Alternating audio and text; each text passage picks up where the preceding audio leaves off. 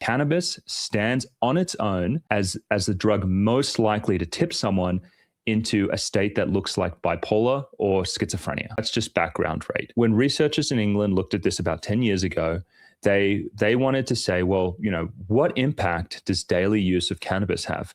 And so they got two groups of people. They got one group of people who were smoking cannabis products in that 5 to 10% range. And then they got another group of people who were smoking cannabis in that 15% range.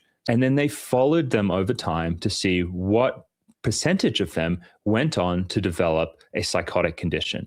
Now, in that 5 to 10% range, it was 1%. But when they looked at the 15% range, it had gone up by a factor of 5. So instead of 1 in 100 people developing psychosis, it was 5 in 100. Now, the thing that I really want your audience to understand, that was when the cannabis was 15%. The cannabis nowadays is 25 to 30. And so we don't have updated data, but you could only imagine how much more dangerous this is. We're talking about foreign nefarious actors, but you're saying on our own shores, you're talking about the technology being used to breed on our own shores these high potency THC marijuana products, things like meth, other psychostimulants, because even now the apologists continue to say it's natural. It's we have too many chemical drugs, so this is not like that. It's natural, and it's not something that should be regulated. I mean, I'd say there would be a stronger argument for that if it was staying in that sub 10% range, where we didn't see increased rates of conversion to schizophrenia above the population level.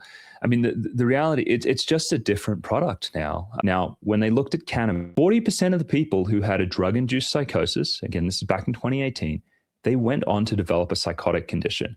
And so whatever that damage was from the cannabis, it was to such an extent that 40% of them eventually went on to have enduring psychotic symptoms. This is a brain injury. This is destabilizing your nervous system. So you have increased chance to eventually go into a state that looks like ongoing psychosis.